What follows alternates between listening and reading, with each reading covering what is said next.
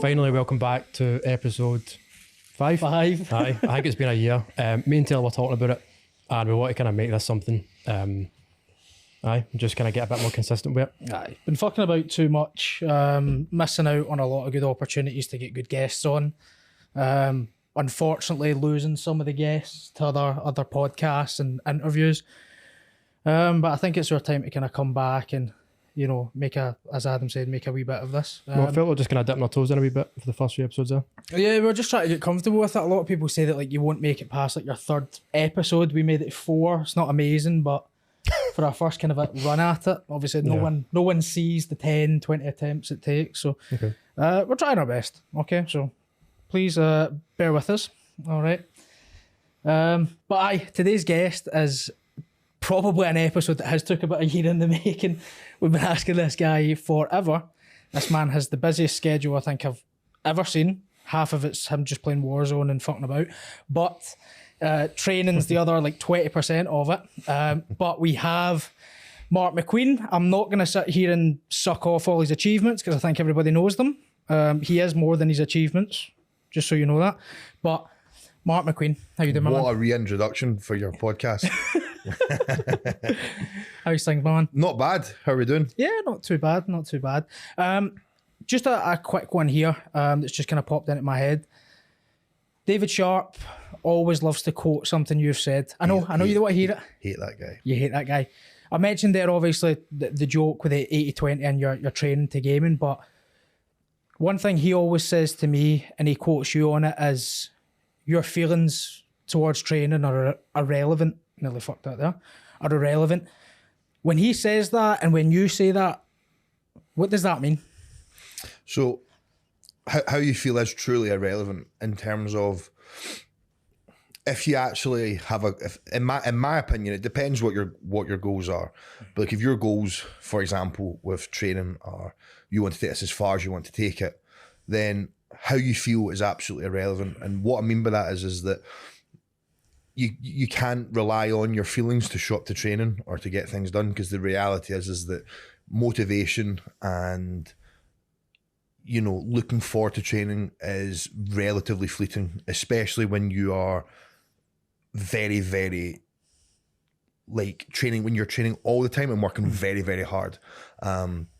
So what I think a lot of people get wrong is that they feel like they only want they think about how they feel and then they take that into account as to whether they go and train or not. So for example, they're like, I'm feeling really good today, I'm excited to go to train, I'm going to go training.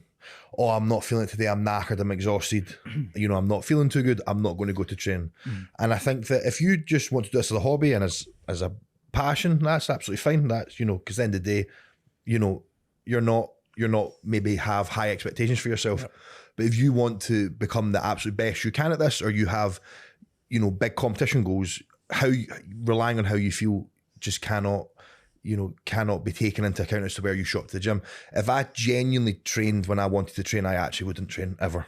So on the days where you're not feeling it, are you able just to ignore that? Or it's irrelevant. Do you go through a thought process? No, I genuinely, like how I feel genuinely doesn't get taken into consideration as to my day. So like I have my training schedule. So I literally can rhyme off right now. Monday morning, jiu-jitsu. Monday night jiu-jitsu, and then I've got cardio on that day. So I've been doing 7 miles for time on the assault bike, but as of very recently, that switched to 30 minutes on zone 3 for the assault bike for cardio. Tuesday morning or Tuesday lunchtime, I've got comp class down in Bradford. Wednesday, I've got jiu-jitsu in the morning, I've got weights in the afternoon, and I've got wrestling at night. Thursday morning, I've got jiu-jitsu. Thursday night I've got jiu-jitsu and I've got weights in between that. And where do you fit in this Warzone thing that he's talking about? Friday morning I've got jiu-jitsu, Friday morning I've got cardio, and then Friday night I've got wrestling. Saturday I have as a rest day, and then Sunday morning I've got jiu-jitsu, Sunday afternoon I've got weights. So there's my schedule, and that's my training schedule for the week. Like that's just it. I've like set those expectations for myself, and that's the way I train. Regardless as to how I wake up, whether I'm in a good mood, bad mood, happy, upset, sore, feeling good, it's irrelevant. I turn up to train. They're my training days. and I know exactly what I need to do. You know, every single weight session I go into, I have my numbers I need to hit for that day. Yep. Every single cardio session I go into, you know, for the rowing machine, I have my times for each split, or on the assault bike, I've got my RPM that I'm looking to achieve. I just do it. It's as simple as that. For jiu-jitsu or wrestling, I've got things I'm trying to work on. I just work on them. How you feel is irrelevant, because if you relied on that, I would genuinely never train. I cannot tell you the last time I actually wanted to go to training. And I feel like some things are, and this is the way I like to think about things. I think some things are fun to do in the moment, but you get no satisfaction afterwards. They're not fun to do that. There's no fun once you've completed it. Some things aren't fun to do in the moment, but are very fun afterwards. So you get a lot of satisfaction. And some things are not fun to do and you don't get any satisfaction. Mm-hmm.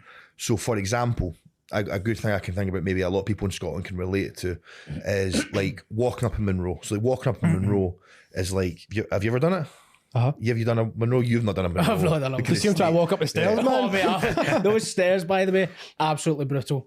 You know. So yeah, I had to walk about 40 flights of stairs to get here. Do you know there's a lift? You're joking. Is it actually? Why didn't you take us lift? You'd like, I came in was just as shocked as you. I came in sweating. Paul's like, oh, there's a lift, you know that? And I was like, see, because there's a fucking lift. I've got a really toxic trait where, because I train so much, You're a money bastard. outside of training, I want to do absolutely no exercise. But yeah, so like walking up in Monroe, for example, it's like really difficult, and it's like in the moment it's maybe not that fun, but then you get to the top and it's like so enjoyable, and you get such a good feeling afterwards, and you finished it, and the rest of the day you're on a high. So I like to think about that with my training, for example, is that, you know, it's not fun now, but there's going to be a reward from it. You know, for example, it's like, you know, doing all of that training and training all of that and all the setbacks and, you know, all of like the heartbreak and like the first two trials, for example, and then I come back and I do the third trials and then I win the trials. So it's like the delayed satisfaction. Yeah. And I think that's a nice way to think about things.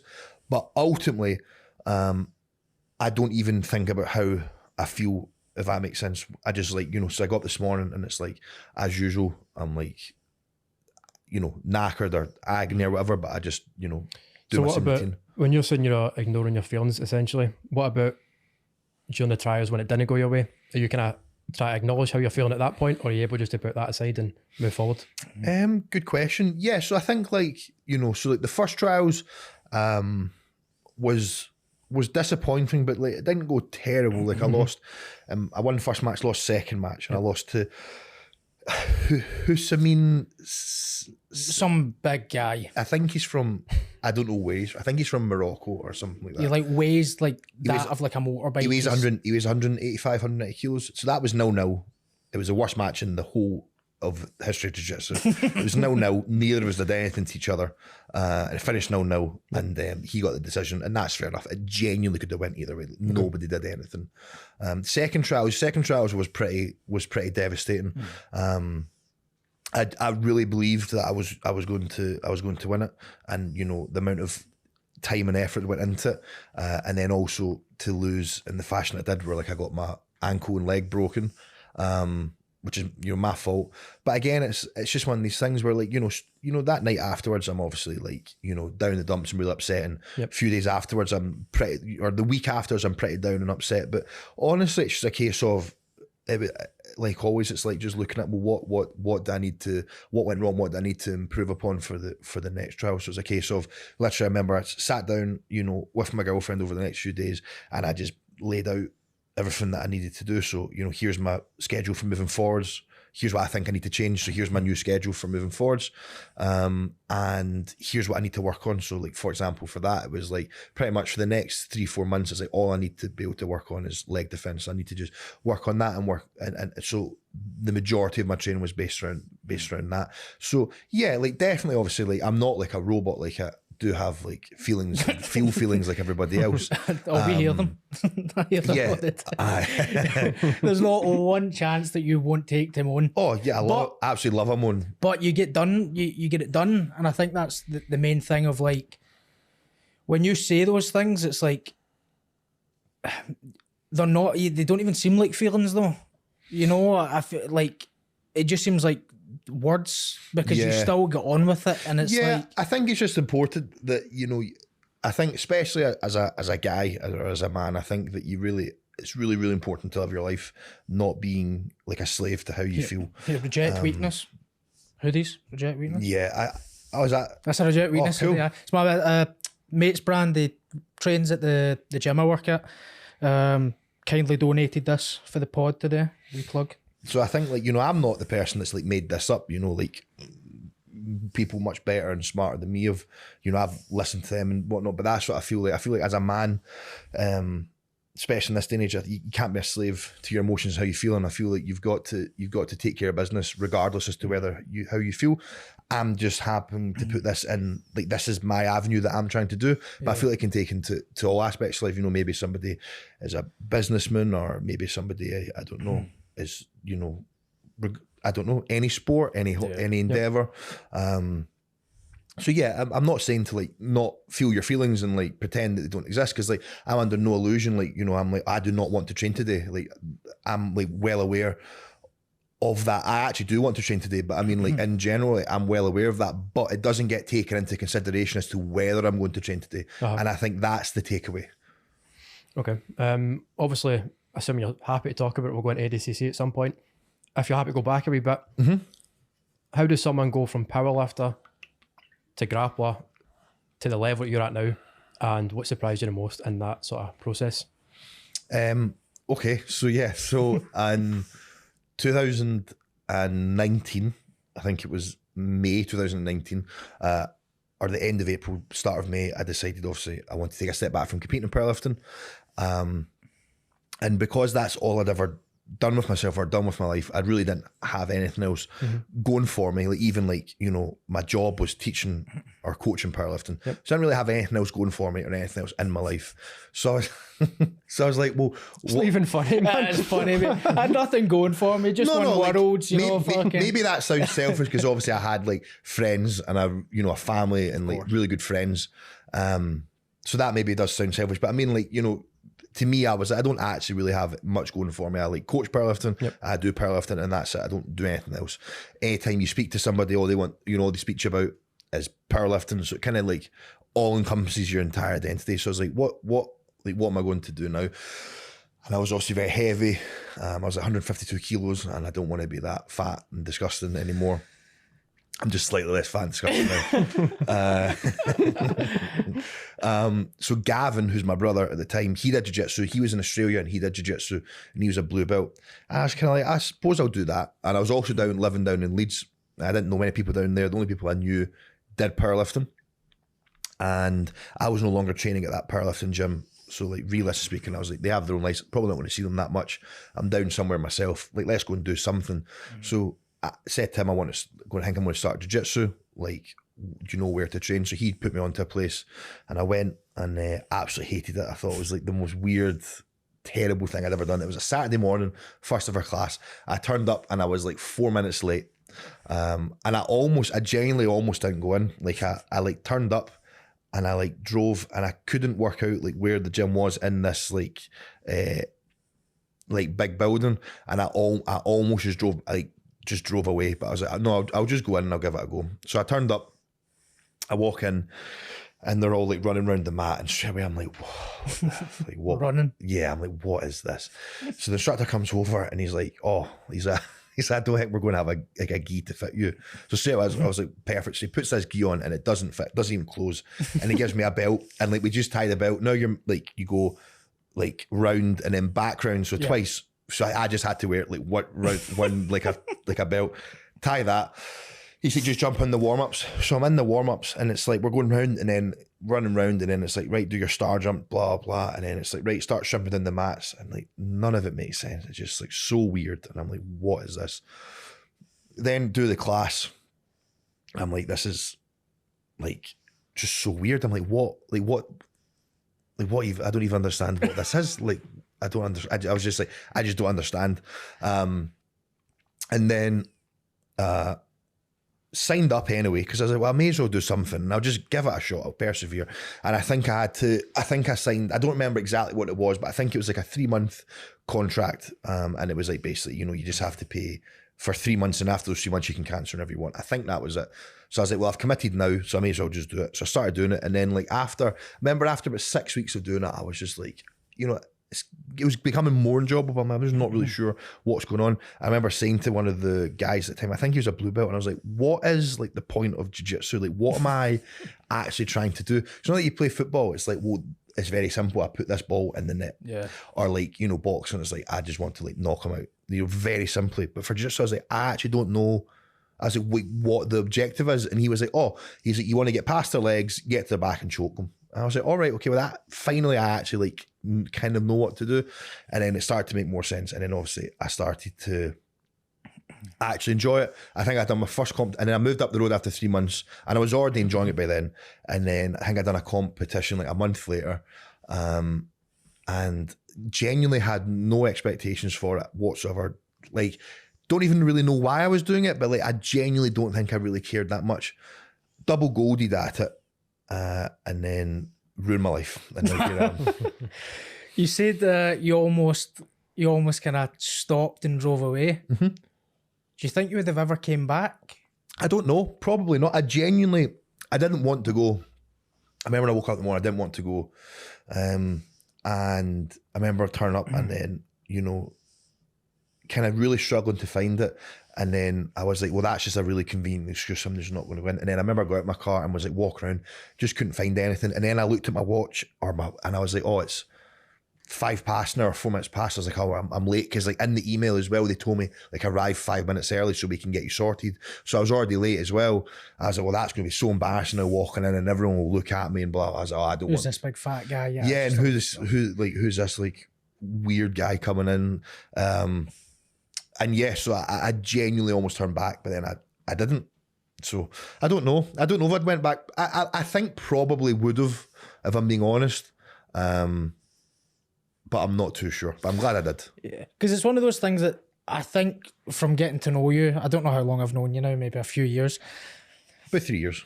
The thing with your mindset is it's almost like a kind of double-edged sword, because you have all the drive that all these people think they want, but then you get obsessed, and it's not good enough until you win, until you're the best. And then that's not good enough. And that's not good enough. And you said there, like, you don't wake up and want to do this. And it almost makes me question what is wrong with you? You know, it's like I've always thought it. I think that. Because I wake up and I'm like, realistically, like I'm fucking nowhere near, I'm like 5-10 years away from ever being close to decent, you know? And it's that with like, I wake up and think, fuck, do I even want to do this? Because I really don't. Realistically in life, you don't actually have to do much. Like you could be like, I know you said in your progress thing when someone asked, win worlds and die the next day, or live to 90 and do fuck all. But it's like, some people, you could live to 90 and do absolutely nothing with your life. I honestly, like, really sometimes, like really find myself very, like, envious of people that, you know, maybe don't have like grandiose ideas or expectations or goals, and are very happy just kind of, you know, going through their life, and there's genuinely nothing wrong with that at all. I don't think, you know, I think if you're a nice person and you're very happy doing what you're doing and just kind of plodding along, and you know, yeah, I think that's great, and I genuinely am very, very, I'd love to be like that, but it's just not who I am. It's a brutal one, because I've thought about it, like with me when I wrestled and stuff, like all I thought about was being the best, and I had, realistically looking back on it, I wasn't good. Like I won things, but I wasn't good, and it's not until I realised how much you actually have to train in order to actually be good. And it's that kind of way of like, you have to find the fine line between delusion and genuine want and hard work and like belief. Because sometimes I've said to myself, like, I'm going to do this, I'm going to do that, and then it all fucking blows up in your face, and everyone around you's like, you're a fucking idiot for. And I feel like when you put yourself in those situations, everything you do is not good enough. Whereas if you just go, I'll show up to the next session, show up to the next session, have the plans in your head and the goals in your head, but don't speak them out. I feel like once you speak them out, you kind of give them power. You ever feel like when you've said to yourself, I want this goal, or I want that, maybe I'm powerlifting. I don't really like talking much about powerlifting just because you're not that anymore. Like, you're a grappler. I saw someone comment like, oh, Martin Leesy's here's a powerlifter doing grappling, and you're like, I'm a grappler. Mm-hmm. You know what I mean? And it's good to see, because it's like so many people try and push you back in the fucking past of what you've done, and you've done it at 22, 23. It's like you've lived a lot of life since then. Yeah. But do you ever find that, like, when you speak these things out into existence and they don't go well, how do you deal with it? Because you say feelings are irrelevant. You ever actually feel bad when things don't go how you planned them? Yeah, absolutely. Like genuinely, after like trials last year, like I was genuinely like devastated, and I was genuinely devastated, like absolutely devastated, like really, really upset. But the thing is you have to be honest with yourself. No, fuck Mark MacQueen, you know. But you have to be honest with yourself, you know. And I think at the end of the day, like you have to be honest with yourself, and you have to be true to yourself. And like for me, like my first like biggest goal in grappling was to win trials, because obviously to get to ADCC you need to win trials. That's like that's the first thing you need to do. Like I genuinely wanted to do that. That was like my absolute goal.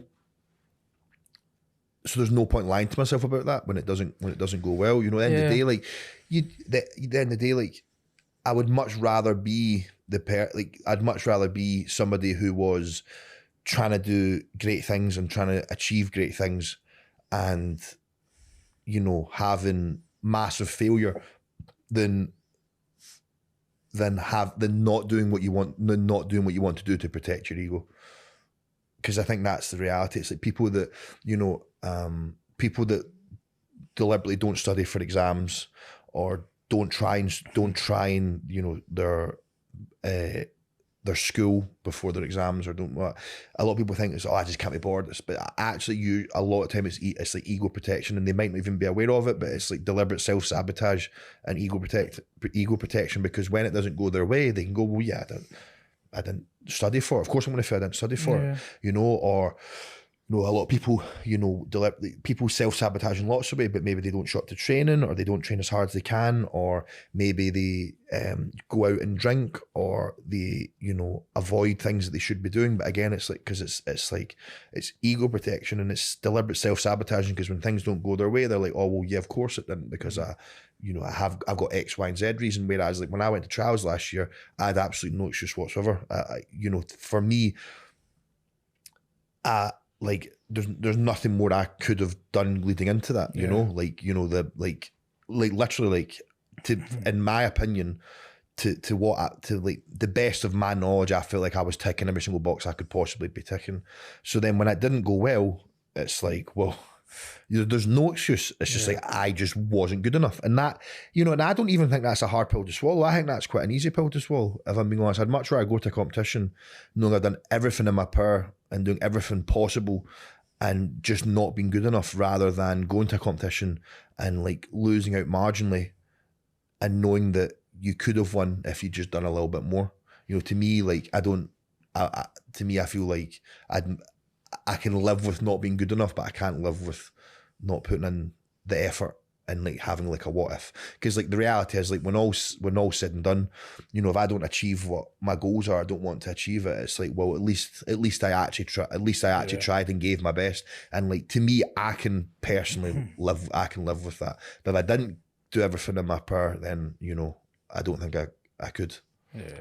I respect that a lot. I'm not just saying that because you're sitting in front of me, but that mindset's admirable, man, really. And just on about ADCC and the trials and stuff, I don't want to really ask anything specific about it. I just want to give you kind of an open floor to kind of tell us how you're feeling about it, what's on your mind, and how it felt to, you know, win the trials. Yeah, so winning the trials was honestly pretty surreal. Like, I genuinely believed going into it that I could win it. But like, you're also under no illusion of like the magnitude of the task ahead, and like, the people that were in the division and stuff like that. It's like, you know, there's no doubt in my mind. I'm like, you know, that this also couldn't go my way. So I feel like that's it. Like going into it, I kind of almost try to, you know, not really think about it too much going into it, and just like I just think about like this day, this is what I've got to do. You know, I've got to do this. I've got to eat this much food, drink this much water. You know, I need to train this much, blah blah blah, and then just focus on that, and then just do that every day, and then eventually, like when the day arises for trials, it's like I'll just kind of deal with it on that day. And that's what I try to do. It's hard not to think about it, but that's what I do. I really do try and do. And I genuinely believed I could win it, but then, like, I was also in my head. I'm also like, well, I'm aware that it also could be the same as last time. It's not going to go my way. But at the end of the day, is that I kind of just need to like submit to it now and just let go, and like whatever's going to happen is going to happen. Like I literally done everything in my power to prepare for this leading into it, and like I've left no stone unturned, and I couldn't have done any more to get here. And now that I'm here, I'm going to just go on, and I know what I've got to do, and I'm going to just give my absolute best effort. But like ultimately, what will be. And I try and do that because I feel like it kind of, you know, takes a little bit of pressure off. But then it was a weird day, to be honest, because like my first match was against big guy from, I think he's from Germany. I think he lives in Austria, or I'm not sure. I think he lives in Austria, but he's from Germany. I'm not 100% sure, but anyway, huge big guy. Lost in the previous trials to Big Dan on points, and like looked really good, and like had a really good match with Dan. And it was pretty close, you know. Straight away, I'm like, well, this is fantastic. And also, he was a leg locker too, so like pull guard and is a leg locker as well. And I'm like, well, this is absolutely fabulous. Like a nice, easy first match to get myself in. So that happened. Beat him. I think I won 3-0 and he had 2 negatives, so 5-0. And that was a hard match. He was really good, but it was a hard match. I was like, right, cool. Then my next match was against Franco Pana. And to me, I was like, that's going to be like the hardest match for me stylistically in the whole tournament. I was like, you know, that's going to be like the worst match for me personally. Like stylistically, that's going to be like the worst match and the hardest match. And again, I just need to find a way to win. Again, luckily, you know, went my way, found a way to win. Came off that match. So I'd had 2 matches, both went overtime, so that's 9 minutes. So I came off that match with Franco Pana, and like dealing with a guy that's like that size and that experience, because he's like been a black belt world champion in IBJJF as well. I think a lot of people don't realise that. And he's like so big and so strong, and 9 minutes, and I'm like absolutely exhausted. So I come off the mat, and they're like, right, you're back on 5 minutes. And I'm like, I literally just had a match. Like, yeah, you get 5 minutes or 6 minutes. Maybe it was one full match. I was like, you're actually joking. I can't go back on 6 minutes. And I had a guy from Ireland called Gianluca who I'd had a match with before. And again, he is like absolutely, like he's world class. Like he's very, very good. And I think like his 2 matches leading into the semi-finals, I don't think he'd been on the mat for more than a few minutes. You know, so he's fresh as you get. And it's just like it's like literally world class. Like he is amazing. So I was like, well, this is a disaster. Like I'm like, what am I going to do? Like, how am I going to do this? And again, it's like go on and just like find a way to win. And I was, you know, thanking my lucky stars that I'd done all my cardio. So kind of, it was, in a way, it was quite nice though, because I didn't really have time to think between the quarters and the semis. I just, you know, only had 5 minutes, so went on, won that. So kind of like before, like I kind of knew where I was in the finals. That's kind of how it felt. Like before I feel like I knew where I was, or before I kind of had really even almost had a time to think, I feel like I was in the finals. Now I had Freddie Voskro in the finals, and again, like, you know, he was a Polaris Grand Prix champion, and he's like genuinely world class. And I was like, right, this is a disaster. I'm like, why couldn't you get Jed here? And I'm like, what the hell? So had him, and then I think we had about 90 minutes between. It was a long time. Maybe 90 minutes. You got through a full tub of Pringles in that time. Maybe 100. Big maybe 100. Maybe about 100 minutes, 90, 100 minutes. And I remember I was sitting outside, and I was like so hot, and like was sweating so much, and was so dehydrated, and like I couldn't like calm myself down. It was bad. If that makes sense, like I couldn't calm myself down, and like I felt like my heart rate, instead of coming down, was going up. and it was, and I was like, you know, like I was like almost like dry heaving, and this wasn't like exertion from the previous matches. It was like, I cannot believe like I've now got the finals to do. Like I've had these 3 matches that are really hard, which obviously like a lot of exertion, but then on top of that, it's like now I've like, I can't believe I've got the finals against this guy. Was absolutely shitting it outside, but then eventually managed to like calm myself down. Had some Hydromax, had a lot of Hydromax. Yeah, shout out Strom. Shout out Hydromax. Had a lot of Hydromax, had a lot of water, had some like salt and vinegar Pringles. I just felt like I needed like to just get as much like salt and electrolytes in me as possible. Calmed down, and then you know, maybe got about half an hour to go, went back inside, and then I started to like start like going the opposite way, and like, I felt like I was like growing with confidence. You know, I felt like the first hour I was like you know, having like quite a lot of like self-doubt, and then with maybe 10 minutes to go, I felt like I was like starting to really grow with confidence. And then before I was going to the mat, I was like, there's genuinely no way that I can lose this, and like that is delusional. Like, yeah, that's not the, you know, the reality is there's so many ways I could have lost it. But like that's like, you know, that's the kind of attitude I had going into it, and I feel like that, you know. And I don't feel bad about saying that. That's no disrespect to Freddie. Like, he's absolutely incredible, and he's probably is better at jiu-jitsu than I am, if we're being honest. But I feel like you have to believe in yourself. And that, it was like, there's no way that I don't win this. So went into the match, and I feel the match went pretty well, if I'm being honest. You know, I could tell he wanted to pull guard.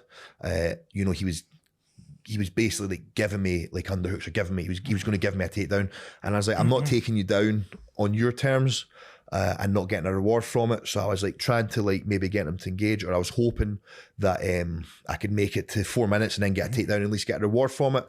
But he managed to like shoot and then turtle, and then pull off that, and then it was like game on. I think that was maybe 90 seconds into the match. I think so. He did a lot of just fake takedowns, and you could tell that all throughout the day, you could tell you were sticking to your game plan, even when the kind of,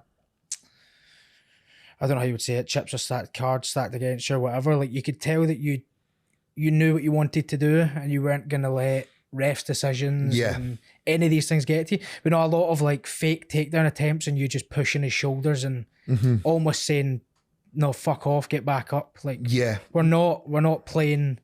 Yeah, I think like that is it, and I feel like that's one thing that I think went very well with trials, is that I was very composed, and you know, very like cognitive during the matches. I knew exactly what I wanted to do. I do feel I was probably overly cautious, and I feel like that's something that needs to be improved upon for like future competitions, just as like the next evolution of getting better at jiu-jitsu. But for that day, that I was just like, I just need to win this, I need to tick this off, and then that's something that I can work on, you know, moving forwards. But I feel like it was I don't know how, maybe I'm very biased. I feel like it was a pretty one-sided match, to be honest. Absolutely. I don't really feel like you know, Freddie's, like I said, amazing, and I feel like honestly Freddie is better at jiu-jitsu than I am as a whole. But I feel like I was really able to kind of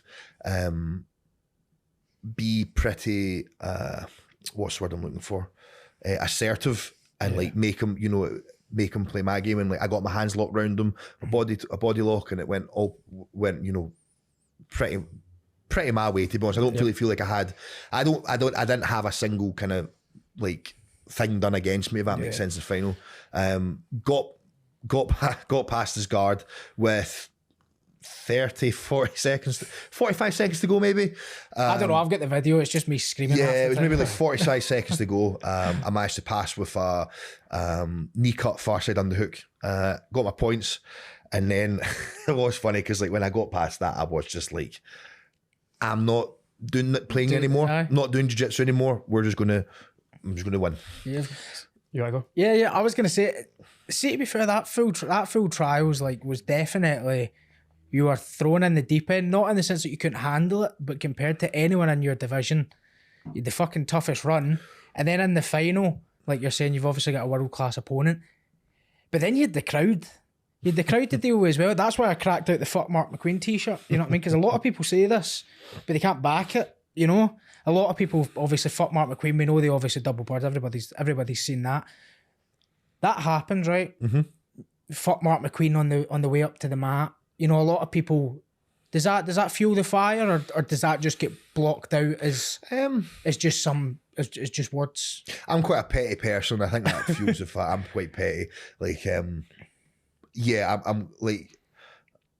I think it's important to know what maybe fuels you. Maybe not on the day it fuels me, but I think, like, you know, as like, you know, if I'm, like I said, like if I'm like wake up and I don't want to train, I don't feel like training, you know, it's not going to prevent me from training, but also I'm like, you know, this guy said this one time, like, fucking use it. No, so like going out to the final, I don't know who, it doesn't matter. And I mean, to be honest, I probably would say the same thing about someone else, if they were going up against my teammate. But going out, it was like, someone said to Freddie, like, fuck this guy, or it was something similar to that. And like, fair enough, I actually don't care, but like, just in the moment, I was like, fuck you, I'll show you. And then, yeah, like, just like during the match, like, you know, a lot of the crowd, like, chanting for Freddie, and then fair enough, you know, like, that's absolutely fine, but chanting for Freddie. And, you know, every time, like, he did something, like, the crowd were, like, really buzzing and stuff, and heard his corner, and again, rightly so, because like they're his corner. Of course, they're going to be doing this, but like heard his corner, but like you know, calling for penalties and activity and all this stuff, blah blah blah blah. So then when I won, obviously it was like, yeah, double fingers straight up. But got into big trouble for that, so I don't think that will be happening again. No, absolutely not. We need to get it on a t-shirt and then solidify it there. So see, when you're talking about kind of. When you feel like you kind of calm yourself down and stuff. And correct me, I might be wrong here. Correct me if I'm wrong. It kind of sounded like sort of temporary overwhelm. You felt like you're about to achieve this goal that you set. And I don't want to feel like you need to force an answer for this if this isn't the case. Is there anything you learned from that you would then take into the actual ADCC competition itself? I'm honestly not too sure. If I'm being honest, probably the only thing I take into it is that I've been here before. You know, so like I've been here before and I've been able to like calm myself down. So I think what was happening was it was like a double-edged sword, because I feel like I was getting like, you know, like kind of very nervous and a bit overwhelmed. And then I was obviously knowing that like I've got to do the opposite here. I've got to calm down and relax and like rest up for the finals. And like inside was the opposite was happening. So then I was then getting stressed about the fact that I was stressed, you know? Yeah. So I was like stressed and then getting stressed that I was stressed, and then it was like all mounting up. So I think in future I would just be like, well, I know I've been here before, and I feel like I'll probably be able to hopefully calm down just a little bit quicker, because like I've been here before, and you know, I've been able to relax and chill out. So I'll be able to do that again.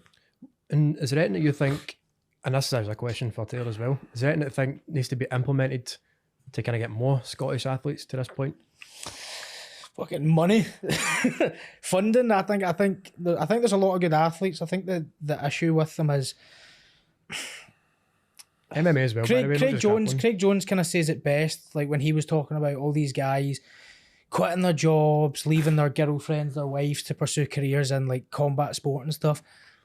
A lot of guys don't have a personality. Like they really don't. They can't sell themselves. And sometimes you need to be a dick. Like you're a guy that doesn't sell yourself in the sense of you could fucking, your following could be fucking through the roof, engagement, all that stuff, but you don't care. And I feel like not really. I feel like a lot of people don't care. I feel like a lot of people don't want to kind of maybe step outside a little bit of their character. I'm just a fucking dafty, so it comes natural to me. Do you know what I mean? But no, what do you think?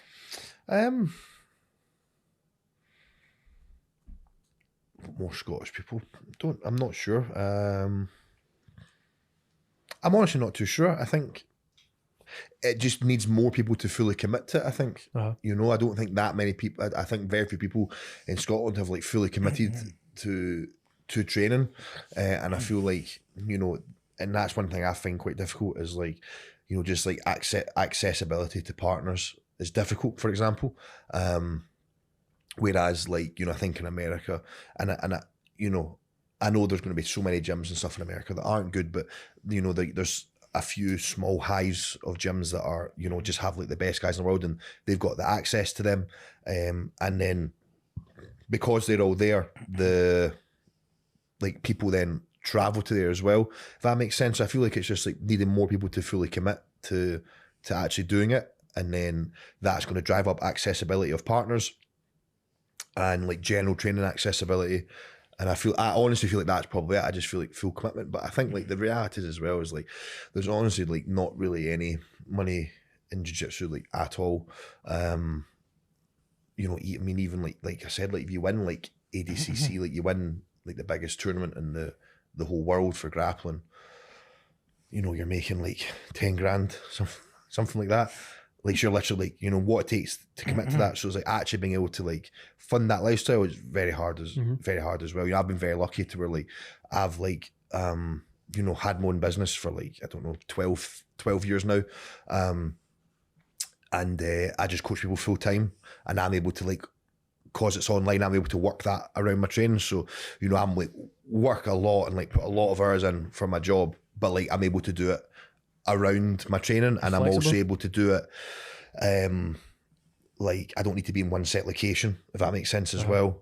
So although it's very, you know, it's very busy, but like I'm able to like fit it around training. But like effectively that's like me, I've got like 2 full-time jobs, because I've got my full-time job coaching people, and then I'm training full-time as well, which is also a full-time job. So you've got 2 full-time jobs. It doesn't really leave, you know, much time for really very much else. Yeah. Also with that hectic schedule you've got, going to Vegas, podcasts, not saying this is fantastic for you yet, we'll find that out, right? So this is fantastic. Do you This is fantastic. Do you take any measures to actually enjoy this time? Because obviously, as we all know, it's kind of lasts forever. So is there anything you do to actually enjoy this, or is it all about just winning and nothing else? I feel like that's something I'm really bad at. I think I'm really, really bad at like actually being, I feel like I feel like this might sound a bit, I don't know, probably shouldn't say that word. Say it. Say it. No. I you know, I feel like I kind of just like let my like life pass by, you know, like I feel like I like just kind of let, like I'm not very good at like being mindful or being in the moment or enjoying things. I just kind of let things pass by, you know. So I feel like that's something I'm trying to like get much better at, but like I don't feel like I'm particularly good at. So I'd say no, I don't actually like sit and like feel like I'm trying to enjoy it, because that's it. Like the reality is like getting to ADCC once is like ridiculously hard, and like how many people get back a second time? Really not many. So like honestly, again, like I'm not unrealistic. Like this could be like my only time ever going to ADCC. Yep. I don't think it's going to be, and I really hope it's not going to be, but it could. So I should take more measures to actually like be there and enjoy it. But to me, like I don't, and again, no disrespect to anyone else, but I don't want to be the guy that's like, oh, I went to ADCC one time. You know, I don't want that for me. Nothing wrong with that. Like, what an achievement to get there.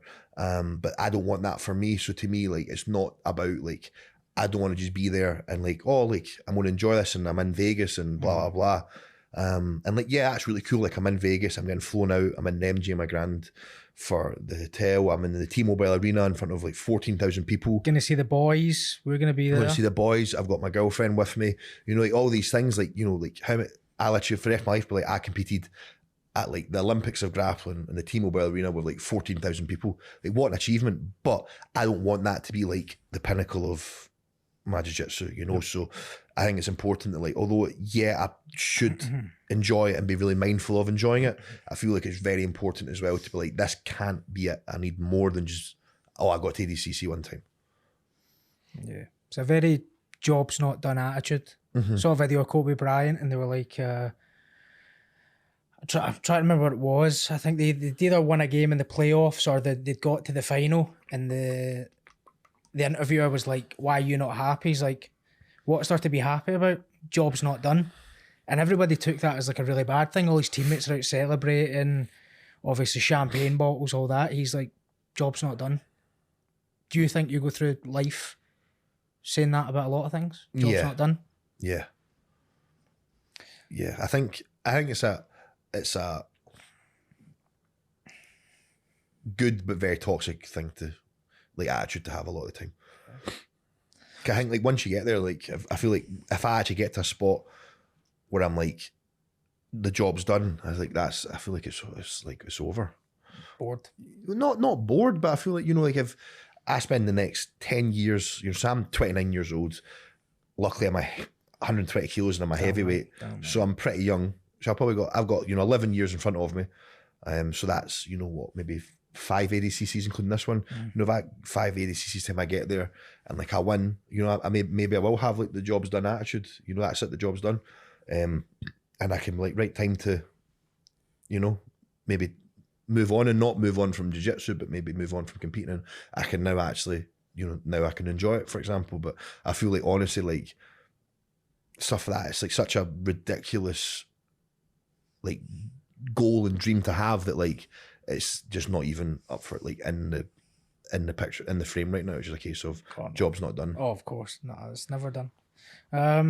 Obviously you talk a lot about your kind of coaching. Obviously you said you had your business for, what was it, 12 years? Yep. And obviously saying there, maybe when you do kind of decide that jiu-jitsu's, we're not done, but competing's done. Obviously with you being a coach already and a competitor, do you ever find that you get more enjoyment out of coaching other people's successes? Because, you know, we always talk about that, like obviously a black belt then becomes obviously, you know, retires from competition, starts coaching, their athletes get better than them, you know, and then they start to, like, obviously Marcos, the couple of times that he's cried seeing your success. And it's one of those ones of like, do you find that you get more enjoyment? Because you say you don't really get crazy amounts of enjoyment out of winning. Do you get a lot of enjoyment out of seeing other people win? And do you think maybe that's where your enjoyment for yourself actually goes? It goes to other people as opposed to on you? I actually love that. It's like, I like, you know, for example, like, you know, I've got a pretty 50-50 split between coaching people for powerlifting and coaching people, like their people's strength and conditioning for jiu-jitsu or, you know, a couple of other sports.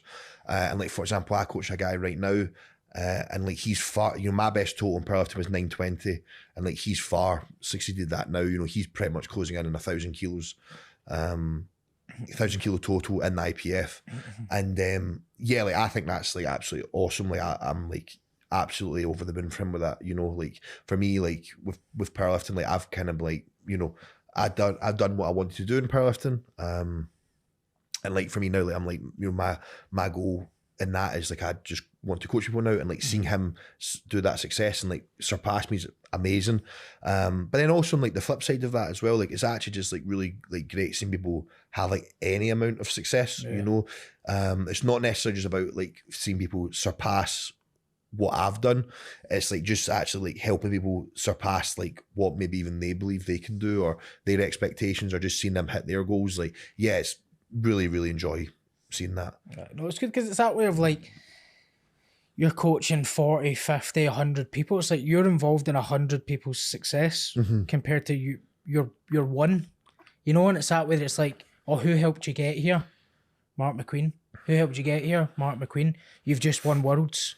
You know, anybody you want to shout out? Mark MacQueen. Whereas for you, it's like you win, it's like, oh, well done, Mark MacQueen. Whereas you could have 100 people listing your name as part of their greater achievement, you know? Yeah. You ever think about that in terms of your legacy? No, I try not to really. No, I try not to kind of ever make like their achievements about me, if that makes sense. Yeah, no, that's fair. No, like I'm absolutely buzzing for them, but I don't think about it. Like I'm absolutely buzzing for them, and I'm really happy for them, and I'm really pleased that like I've been able to like be a part of their success. But I don't think of it as like, you know, adding to like my own achievements, if that makes sense. No, I get that. Okay. What's it been like having a brother to train alongside who's also a solid grappler? I hate him. He's a bald bastard. It's terrible. I know I was getting some assholes at the time. Yeah, he is, mate. Dafty. Fuck that guy. Honestly. It's really good. No, it is good. Our schedules don't line up too much all the time. Right.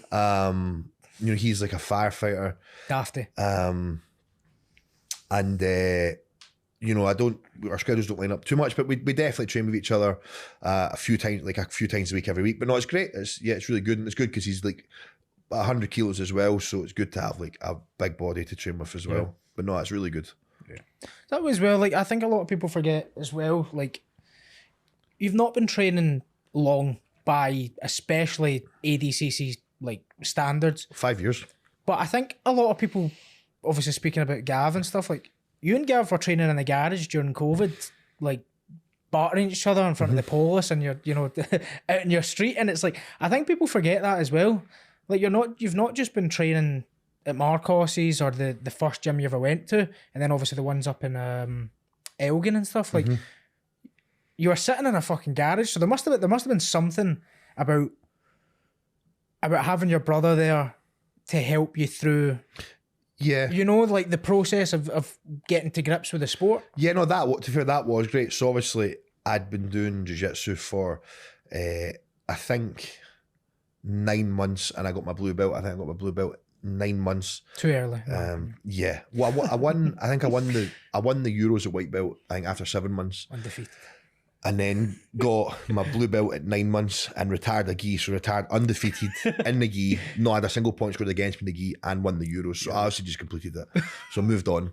And then got my blue. Literally got handed my blue belt, and I think the following week we went into lockdown for COVID. So luckily I still lived at home with mum and dad then. And Gavin didn't. He stayed in his flat, but he moved back home for COVID because obviously he didn't want to be in his flat himself, and so we could train. And then we literally put mats down in mum and dad's garage, and they were like jigsaw mats, and they were like so cheap. We bought them off like Amazon. They were so cheap, and they were so thin. Like I genuinely mean, like I reckon they were probably about like 5-6 millimeters thick. They were like genuinely, it was terrible. And like me and him just like you know, kind of stacked everything up in a big square around it, and we trained like the whole of COVID, just the two of us. So like to be fair, like that was like very handy, and that was like amazing. I actually felt like I made like a really like extreme amount of progress during COVID, if I'm being honest. Because that's the thing as well, like Gav's really good. I feel like Gav, like he just won the purple purple belt. No, not purple. No, absolute. The absolute, which is white to black. Thing. Yeah, like he's a guy like, and this is the crazy thing about you as being brothers is two different mindsets. Like you don't really shit yourself and you win, whereas he is absolutely shiting himself and still wins. I was shit myself before trials. Right, that's fair, but that's obviously like there's obviously biggest kind of comp in Europe, and then there's, you know, the Scotland absolute, but it's like it just shows the difference though in it, and like the mindset, because Gav can win a lot more than I genuinely think he thinks he can win. He's really good. He fucking let there's tons of people at the gym, and you go like, if you look at the caliber of people we train with, it's like, mate, you've got nothing to worry about. But that's what I think's mental, how you don't really think like that. You know, like obviously you had that one moment, but I feel like watching you, you walk about, whereas he, you can tell, was a bit freaky out. You know? I think I'm pretty good at being delusional. I'm pretty good at like convincing myself that I'm going to win, even if I'm like not got it right. I feel like I'm pretty good at like, no, I'm going to 100% win this. Whereas maybe he's a bit more, I don't know, maybe he doesn't think that, but yeah, no, Gav's amazing. He's really good. Underrated, in my opinion. I genuinely think if we got him out more, I think people would truly see, get him on like more sub-onlys and stuff, people would truly see that he's not just Mark MacQueen's brother. All right, Gav, I'm in your corner for this one, you know? You're more than that. I agree. You're a firefighter too, pal. Dad of Oscar as well, don't forget that. Mm-hmm. I was going to ask, I think I know the answer, so it's probably, I think you've been asked this a number of times, but I know there'll be some people watching who've got this. Since you started, was it ever a point of considering MMA? No. Never? No, I really don't. I boxed when I was younger. I boxed for quite a long time when I was younger. I don't remember exactly how long. I think I started when I was about 11. I think I stopped when I stopped altogether. I think I stopped competing when I was 16, and I think I stopped altogether when I was 18. So I boxed for quite a long time. Had like quite a lot of fights, like amateur fights, and stuff. And like, yeah, no, I'm not like wanting to go into MMA. Like I feel like, you know, like it doesn't like interest me at all. And I think as well, like, and it's a good thing, it's a good saying that I've heard before that I like, and it's, you know, you can do anything, but you can't do everything, you know, and it's like, I can't like have my goal of like, I want to get to ADCC and I want to win ADCC and I want to do MMA and I want to get to the UFC and I want to do, you know what I mean? It's like, you kind of have to feel like in this life, like you kind of have to pick what you want to do and then go full steam ahead. You know, I don't feel like I could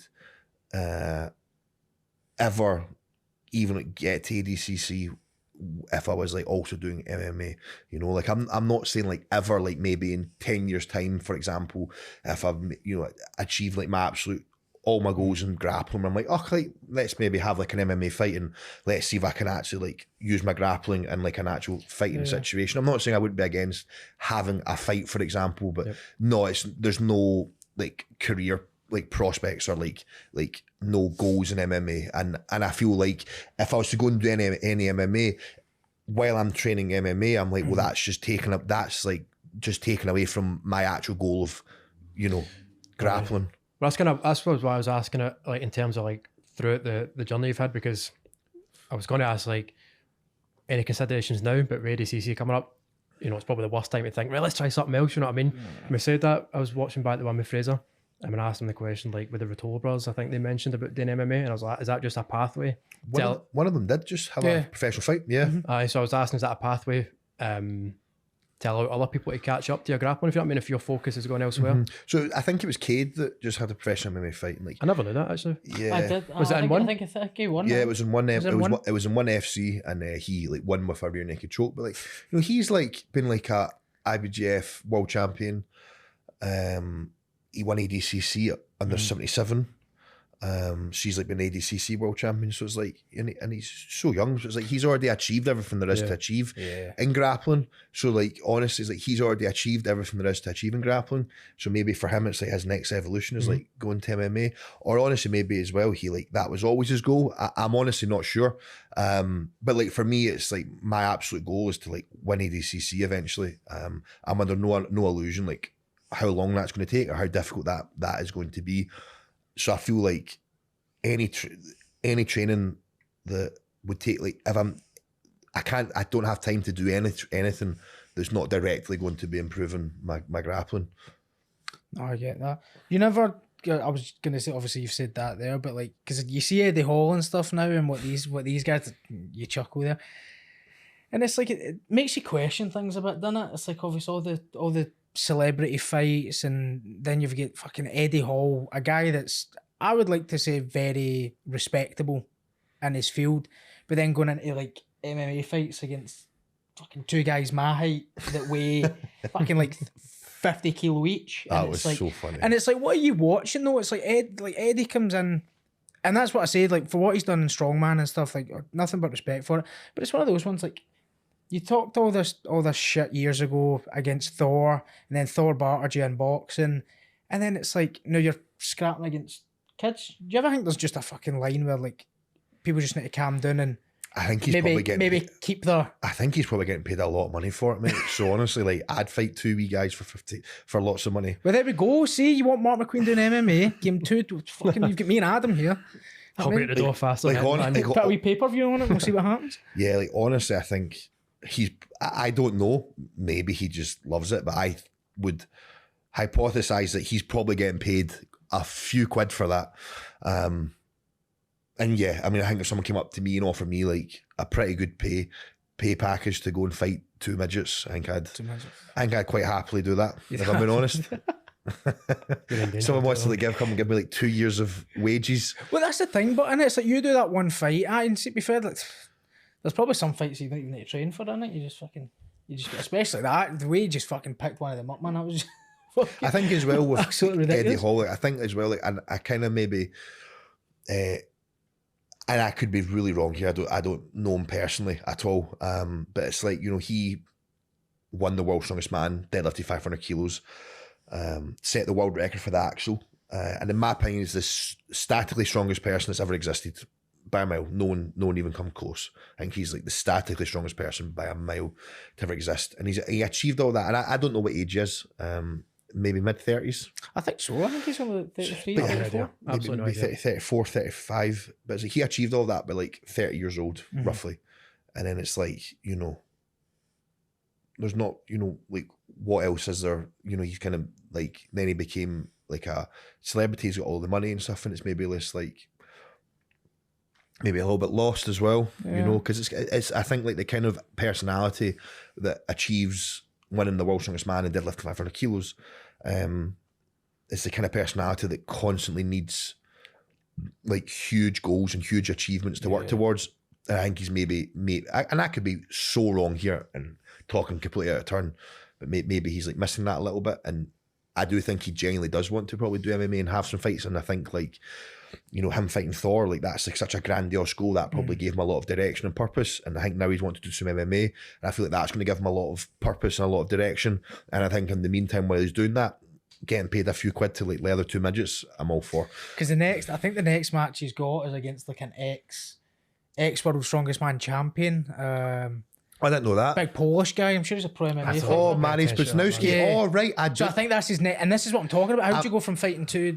If it is him, I'm sure it's Eddie Hall, but to go from fighting that to Yes, obviously Mariusz Buchnowski was 5 times World's Strongest Man.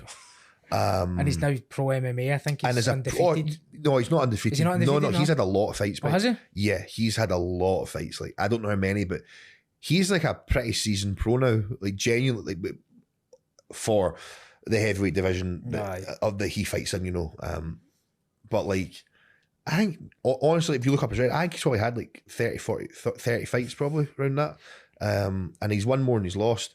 But again, like him fighting him, is I think like, someone like him needs, like I think someone like him, like that kind of personality, like really needs like a clear purpose and like a goal and like a direction to work towards. You know, I feel like someone like him, like if he doesn't have that, you probably like would just lead to like a lot of self-destruction and just fucking about too I much. find all that super fascinating, man. See that mentality, and then they get to that goal, and then it just crumbles. Like the Fury ones are probably the most popular, or popular's the wrong word, the most famous one. I think Adesanya's got a wee story about that as well. When he was also you listen to like a lot of like Olympic gold medalists and stuff for that, and they say that like the you know, I listen to so many like they like a lot of like people who have like won like Olympic gold medals or stuff like that, and it's like they like win it, and then like the next day they fall into like you know like deep depression and are absolutely like because it's like what now. You know, that's kind of like how that. Honestly, that's how I was when I like won worlds as well. Well, I was gonna say that, kind of leading into that. Do you think that comes from achieving things too young? No, I don't think it's about achieving. No, I don't. Not at all. But it's kind of like that was like that was all I cared about. And again, and it's not nice to say, and it's really selfish because kind of like you got like family and friends and stuff. And obviously, I've always like cared about my family, but like. Generally, like back then, like deep down, like all I cared about was winning worlds. Like that was it. Like that's all I cared about. It's all I thought about. It's all I cared about. And like I put all my eggs into that basket, and then like you win it, and it's like I remember I won it, and like before you know it, like the medal ceremony was over. They played the anthem. They played the team like the British national anthem. Before you know it, it was over, and I was back in my Airbnb in Belarus, myself in my bed, like myself, and it's like, all right, is that it? And then you get home, and it's like you know. People like your parents and stuff like that, like of course they were buzzing, like they're buzzing for like a few days, but like eventually like life goes on, you know. And then I'm like, well, what the fuck do I do now? I find like it's a case, especially with stuff like that, it's like no one cares about it as much as you do. Nobody cares, like, and if you don't care, it's like, no, like, but genuinely though, like you know, like you for example, you're like a really good friend of mine. If you came to me and said I don't want to do jiu-jitsu anymore, I genuinely don't care. Yeah, and that's not me being nasty, no, but like I just like you're my friend and I want you to be happy. So like if you're like, I don't care about jiu-jitsu, I don't want to do that anymore. I'm like, oh cool. Like if you were like, I'm not going to do jiu-jitsu and I'm going to sit in my room 24 hours a day and I'm never leaving, I'd be like, right, I care about that. Yeah. Because like that's well-being, yeah. Because I'm like, you know, you're what the fuck are you doing? Oh, but like what I mean is like I just like care about like people that actually care about you just care about you being happy and like doing something. So it's like I literally like if like you know, one of yous are going into a competition and stuff like that, and it's like, if you don't win, I'm like gutted for you, but like, I don't care that you lost. Like, it's no reflection on you. I'm upset because I know you'll be upset, but I don't actually like care.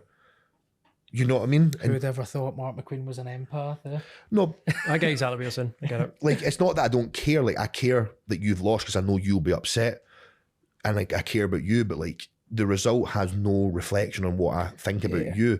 Like I generally couldn't care if you were like, my goal now is I want to fucking, I don't know. Deadlift 300 kilos. Deadlift 300 kilos. But like that's it. But it's like, I like care about, if that was your goal, like I care about you achieving that goal because I want you to achieve that for you. But I don't actually care. Like what does, like you deadlifting 300 kilos isn't going to change my opinion on you whatsoever.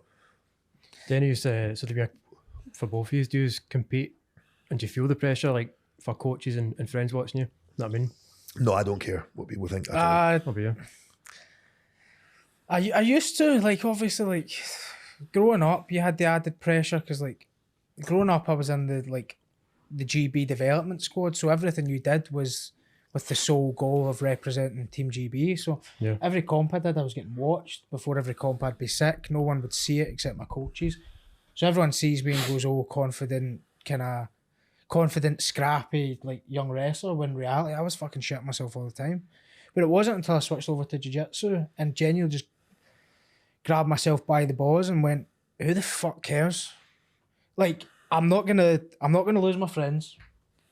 And if you are, they're not your friends. Yeah, and if you lose your friends at your worst moments, they're not your fucking friends. So I'm not gonna lose my friends. Not gonna lose my family. Not gonna lose my coach. Not gonna lose my team. The only thing I fucking lose is money. Yeah, I end up in somebody's fucking highlight reel, but after like a day, who gives a fuck? Yeah. No one goes, Yeah. "Oh, you're that guy that got such and such." Realistically, and you can laugh about it, and if you can't laugh about it, you've got an ego. You go, it was pretty fun. I got caught in a Splay-Doh at the Snake Pit Catch Wrestling Worlds. It's got over 10,000 views. When it first happened, right, you can see it.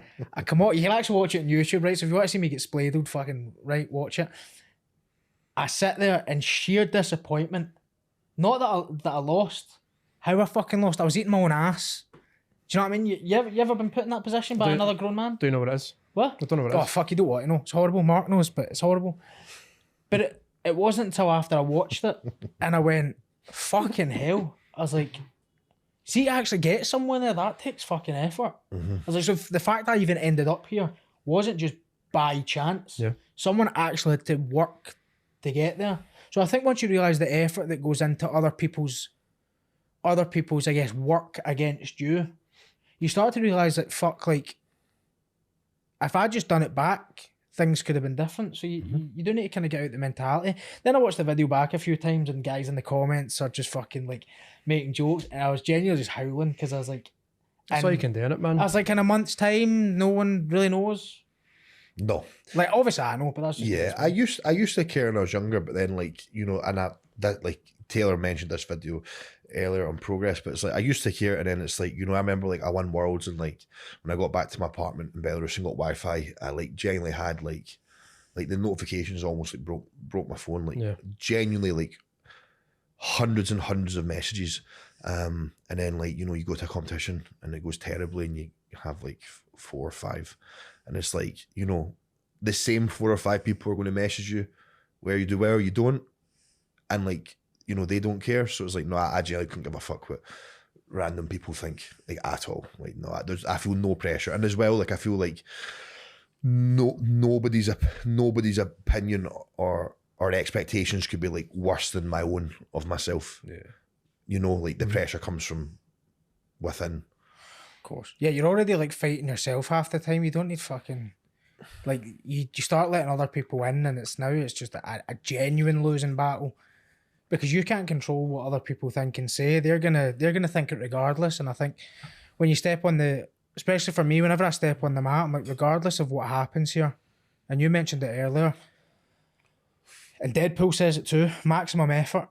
Do you know what I mean? That's it. And if it goes tits up, out this Friday. No, Thursday. Well, Friday midnight. No, Wednesday midnight. Is it Wednesday midnight? Wednesday midnight. Oh, fucking hell! Don't, mate, I was trying to give you tickets as well. I know for you free. were. But anyway, for me, it's always maximum effort. Someone's probably more than likely going to have more skill than me. That's fine. I can live with that. I can't live with not putting in max effort. And I think people have more respect for someone that puts in more effort. And I have more respect for myself when I go, fuck, I couldn't have gave anything more. 100%. Like at trials, like genuinely after trials, I went on a downward spiral. And it's because I didn't give everything I could. I wanted to go to trials. I had this all planned out in my head, how I was going to train. Didn't stick to it. And then it was like, come off the mat to Marcos, and I was like, what the fuck? And he's just like, it happens. But from that moment on, like I switched off and I went, you know what? There's more than just me here. There's now my energy that was meant to go into competing. I can't give that anymore to competing. So give it somewhere else, and that went into supporting you. So I think you do need to kind of switch off of like, I fucked it, cool. There's someone else here that might need the backing and support. You know, like we mentioned earlier with like Gavin. Gavin, I don't actually think needs it, right? Because the guy's fucking good. But I've went over here and lost. I've fucked it. He might need that assistance. So that's where my effort goes, and I think that kind of shows you like, and I've noticed that in the jiu-jitsu community as well. Didn't really get it in wrestling. Maybe a coach will be like, oh fuck, unlucky, and then like, I just feel like you kind of get looked down on. In my point of view, like whenever I lost, it almost seemed. But when you're at that level, obviously GB development squad, you're meant to be the future of, you know, our team GB. Whereas jiu-jitsu, it's like, oh fuck it, because you could lose in jiu-jitsu in like 5 seconds. Yeah, especially like guys like Araujo fucking flying armbar with 5 seconds in. Like you can't expect these things. Everyone says expect and you can't. Genuinely can't. You put your hand somewhere wrong, it's gone. You know, and it's, I don't know where the fuck I was going with that, but that happens sometimes, man. I actually really enjoyed listening to it, honestly. I enjoyed it as well. I just. Thanks, Taylor. You're welcome. Usually we just want them to shut the fuck up, but that was good, man. No, but I put too much pressure on myself as is. I don't need the pressure of other people, and the same goes for you too. It's like, you don't. So I think just getting yourself used to the idea of like, fuck, it's bad enough I've got me doing it. I don't need fucking all these other people fucking bothering me. Yeah. You know? We've, if I've got the timing right, we kind of do like a wee quick fire round at the end. Still doing it? I was going to say still doing it. It's a year ago that we last did this. But on you go. No, like I said, just before we round up, we're going to try and make this a bit more consistent, at least starting once a month. Once a month. Yeah, we're speaking about it. So I think we put too much pressure, like I was saying about pressure, we put too much pressure on ourselves. We had all these big plans that weren't realistic, and I think now if we make things realistic, we can provide something that's actually worth viewing and worth kind of coming back for. So yeah, over to you. So it's kind of quick fire. However, some of them might take a wee bit of thought because obviously you don't have the answers prepared. I'll just pass the phone to Taylor as well. I've been trying to do this all. Oh, there we go. Beautiful. Continue. Sorry. So if you were to do one thing differently from the first day you walked into a jiu-jitsu gym, what would it be, if anything? Nothing. I won trials in 5 years. I'm pretty happy with that. That's pretty impressive, aye. Yeah. Take the second one.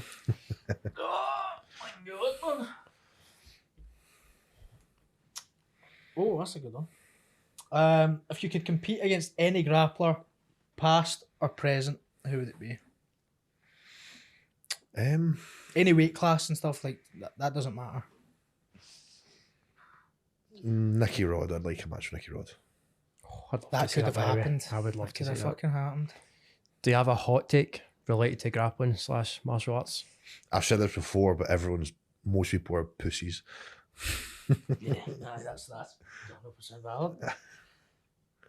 Best advice you've received about grappling? Best advice I've received?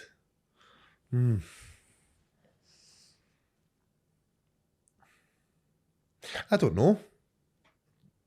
Best advice I've received? Probably not that I've received directly, but from reading about or listen to people online who are the best people online, spend a significant portion of your time doing positional training, and spend the majority of your time doing resistance-based training. So not saying that like free drilling's not good. I do drilling, but the overwhelming majority, like 95% of my training is like either live rounds or live positionals with varying resistance. We actually kind of went into this already, but it's here, so I'll ask and see if there's anyone you add to it. How do you handle pre-competition nerves? Yeah, so honestly, I think leading up to a competition, I genuinely just try not to think about it, because I feel like, there's so much for me to do before a competition. So like, for example, just this week, I've done one session today. I've got 15 more to do this week. I've got like 5,000 calories to eat every day. I've got however many litres of water I've got to take, however many amount of supplements I've got to take. There's so much for me to do. So I'm like, I just need to focus on all of that. And then I honestly try not to think about it. And then the week of the competition, once things start dialing back, again, I might not have as much training to do, but I've still got stuff to do. Like I've got to, again, hit all my food, hit my water, hit my supplements, blah, blah. And then the day of the competition, I feel like that's the difficult part. But I feel like honestly, just like positive self-talk and being mindful and it's something I'm really, really working on, and I'm not great at. But I think the reality is that if you can think like we are in control of our thoughts, and if you have the ability to think negative thoughts, you also have the ability to think positive thoughts. And even if you're like lying to yourself, I think like genuinely what you tell yourself, you will eventually start to believe. So like I've been like being mindful recently of trying to be like really positive in training, even when I'm not feeling positive or like things aren't going positive. I'm trying mindful to actually be really positive. And like I've been trying it for a few weeks, and genuinely over the last few sessions, I'm actually noticing that I am actually being more positive in sessions now. So I feel like I've been like almost like lying to myself, because like if I'm going into session I'm not feeling positive, I just like kind of fake that positivity, and then I feel like it's actually leading to more positive thoughts. I think on comp day again, just being positive, just positive self-talk, just literally telling yourself I'm going to win, I'm going to do great, this is going to go well, blah blah, like I can do this, and just thinking positively. And even if it's not authentic and you don't actually believe that, I think just telling yourself that would give you a better outcome. I think, kind of adding on to that, I know it's your kind of quick fire round, but I think Bill Burr said something like that. He's like, life's shit already. What's the point in telling yourself it's shit? Why not just tell yourself it's good and then deal with it kind of when you need to? Like, honestly, I've been like really practicing like mindfulness with training and being more positive in sessions. And like when I turn up to a session that I don't feel, particularly good in, or maybe the session's not going so well or things aren't going my way, blah blah blah, like genuinely, like I've been trying to be a lot more positive, and I'm finding that oh God. let it all out, out. Oh, fuck MacQueen. Is that Monster? Oh, okay, sorry. Like over the last half of the week, I feel like the actual like positive self-talk is actually starting to like generally be quite noticeable to myself. And like I find I'm getting less frustrated in training. So like for example, before I'm trying to do something, it's not going my way or not going well, I get really, really frustrated with myself. I don't get frustrated with like other people or like anything like that, or like I just get really, really frustrated with myself. Whereas like recently, like things aren't going my way, I'm like still trying to be really mindful and like just keep being positive. And I find like I'm getting like noticeably less frustrated with myself. So yeah, I think on comp day, I think honestly it's the same thing. And I think as well, like a thing to think about as well, and maybe this is even more useful, is like it's actually quite good to be nervous, because like, the reality is like if you weren't nervous, you probably don't care. So like, a good example to think about, maybe it's quite easy to think about, maybe it's a bit of a stupid example, but let's just say you're going out on a date with two different girls or guys. Thanks, depends your preference. Yeah, appreciate that. No judgment. And like one of them, right, you were like super into, and then one of them you're like super not into, right? What one are you going to be nervous for? The one that you're like really into. Yeah, why? Because like you're into her and you care how it goes. If you're going on a date with someone, if you're going on a date with someone that you don't care about, you probably don't care about the result, so you're not going to be that nervous. It's the same as like a comp. If I go to a comp and I actually don't give a fuck about it, I'm probably not going to be nervous, because I'm like, well, what is there to be nervous for? If I go to a comp and I genuinely care about it and I care about the outcome and how I do, I'm going to be nervous. So I feel like as well, being nervous is actually good, because it actually shows you care and that you're invested in what you're about to do. And lastly, I know this may be quick fire and this is not at all, but lastly, I would say everyone's fucking nervous. Like, see that like prick over there that's like fucking looking really angry and really aggressive? He's shitting himself too. Yeah. Okay. First of all, actually, that was great. I enjoyed that. We actually have another 5. Don't know if you've ever watched it. No, just completely. He's definitely unrelated. fucking not watched it. Yeah, just at this point, it's still new, so I always assume the person's not watched it, but we'll get to a point where the guests have watched it. Oh, it's a year old, mate. Aye. Right. So these are just completely not related to martial arts, just questions that we've just Go for it. top of the head. You just say Do them you all. want just go them all? You say Right. them all, because I've got one last thing I'm going to say. Okay. Have aliens ever visited our planet?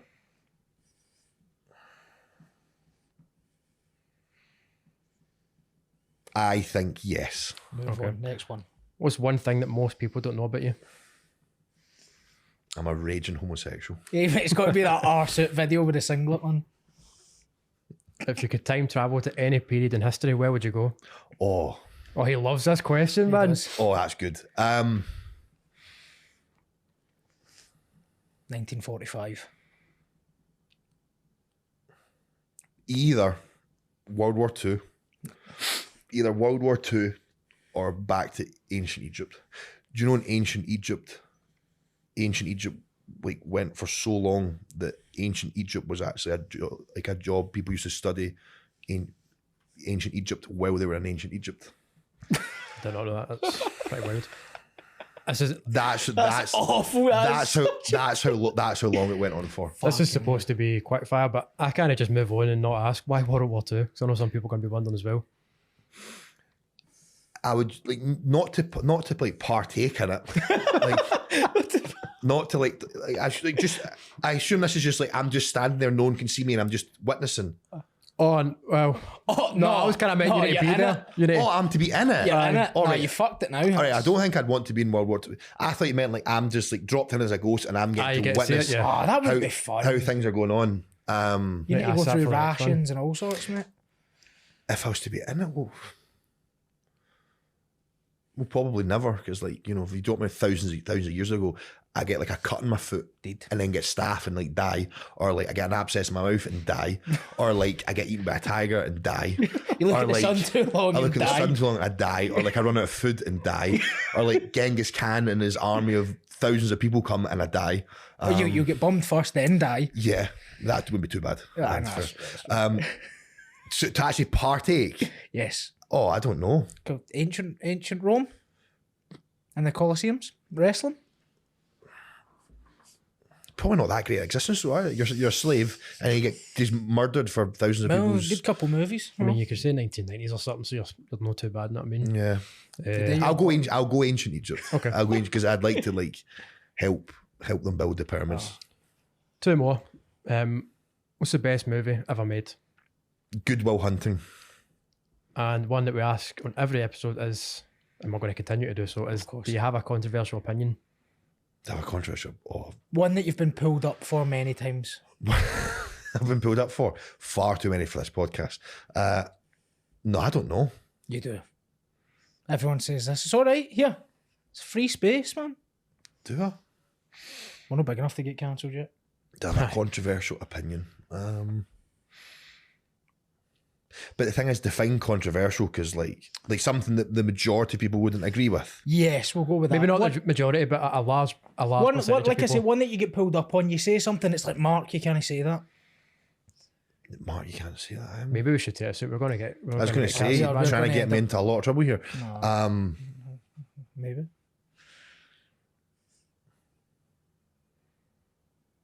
One that's not going to get us cancelled, get me into trouble, I would say, the thing is that I've only been alive for the length of time I've been alive, so I've never experienced another time. But I think probably nowadays is, I'll speak on the behalf of men. I think men are a little bit too pathetic these days.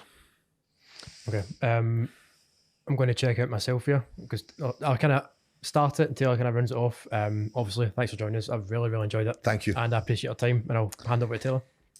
It's been a long time coming, mate. It has. It's been almost years in the making. Years in the making. I've been promised to be on this podcast for a long time. Yeah. And then, Mark, getting the podcast, that sounds great, mate. And then the next episode would get announced and I'm not it. Yeah. But we didn't go on hiatus. We were building this, so it was a year of building, you know. But one final thing I want to say, and it's actually a shout out to someone who we didn't really mention, and I think she deserves a lot of praise for everything she does, is your girlfriend Rachel. Yes. So shout out to her. Wish you could have been here. You know, there is a possibility of 4 chairs. Unfortunately, and I did message her, Mark's terrible at communicating. So there was no way of actually planning that properly. You booked this. Oh, here we go. My fault. You booked this at this time. And then 3 days before it went, does Rachel want to do it? And I went, she can't because she has a job. But if you'd said at the very start of this, I would like to have you and your girlfriend on, I would have said, okay, here are the times and days that we can do. And we would have been waiting another year. And that would not have been a Monday at 4 p.m. So actually, you're the one that said about community, because you said to me, I want to have you on my podcast. It was you. Which I know, is me. but I was expecting Rachel, and I have said this to her. But it's So, like, okay. am I meant it's to be a alright. fucking mind reader? We might see Mark's MMA fight sooner than we thought. I know, because I'm raging. I'm raging Well, because you've now put all this. It's you that's bad at communicating. But yeah, see, to be fair, I did give you like 2 days notice for the Yeah. the first the attempt. first day you gave me 2 days, literally just went. Literally, it was less than 40 hours. You went reserve your calendar for Saturday at 2 p.m. and he sent me that like Friday at 9 o'clock in the morning. And I was like, well, what the fuck are we doing tomorrow? He's like, podcast. And I was like, I can't tomorrow, mate. And you're like, why not? And I'm like, you've gave me like what, 30 hours notice? Mate, don't believe everything you hear. And then you've said what days are good for you. So I told you what days are good for me. And then 2 days before this, or 3 days before, you went, oh, by the way, Rachel can come. And I was like, she can't, she's working. And you're like, all right. But if you'd said, we want to have both of you on the podcast, I would have given a time for both of us. So actually, it's you that's terrible at communicating. But I'm pretty sure we can come back.